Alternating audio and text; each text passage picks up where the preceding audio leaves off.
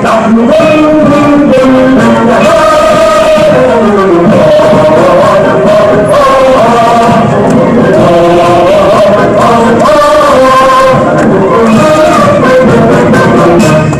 صف واحد لا ينفصل، سوف نحمي ما كسبنا من دماء.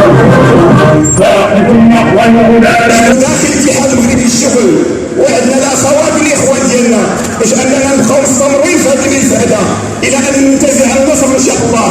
وكنقولوا لهذه المؤسسه هذه باننا سنواصل النضال ديالنا والكفاح ديالنا حتى الخروج من النصر.